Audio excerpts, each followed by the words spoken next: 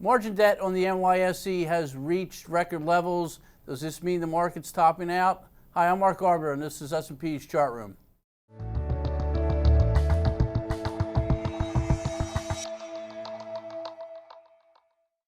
Taking a look at a chart going back to 1995. This is a weekly chart. On the lower chart here, we have in yellow the NYSE margin debt. The blue line here is a 20-week exponential moving average. And on top here, we simply have the S&P 500 on a weekly basis. And both charts are semi-log scale. What we've seen over the past couple bull markets, whether cyclical or secular, is a nice uptrend, a very consistent uptrend in margin debt. And then towards the end of the move, when everybody gets excited, we see velocity or the steepness of the slope go almost asymptotic. If you look at the 90s, we saw that very clearly. And that was a sign of danger as debt was exploding to the upside. During the 02-03 bottom and then into the 07 peak, we basically saw the same thing, nice sustainable uptrend during the meat of the bull market.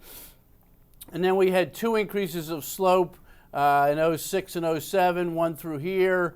And then the last increase where we went asymptotic was at the very end and corresponded with a peak in prices just like it did in 2000. This time the slope so far has not really gone topside or asymptotic, hasn't really gotten too steep. We did see a fairly steep move all within the confines of this fairly wide channel, which is interesting. This channel certainly wider than the past two, but we did see a fairly steep increase in NYSE margin debt towards the middle of 2011, which subsequently led to a pretty nasty correction or bear market towards the end of 2011. So far, we remain in this wide, upward sloping channel. We did undercut this one rising trend line. But as you can see, we still haven't broken through the 20-week exponential moving average. And we really haven't seen a nice increase in the slope like we had at prior highs. So until we see a couple things, an increase in the slope where it goes straight up or asymptotic would be a warning that stocks are peaking from at least an intermediate to longer term perspective.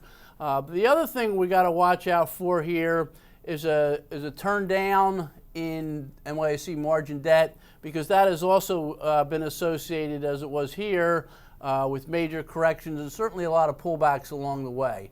So no sell signal from NYSE margin debt from our perspective yet, but we're keeping a close eye on it. This has been Mark Arbiter with S&P's Chart Room.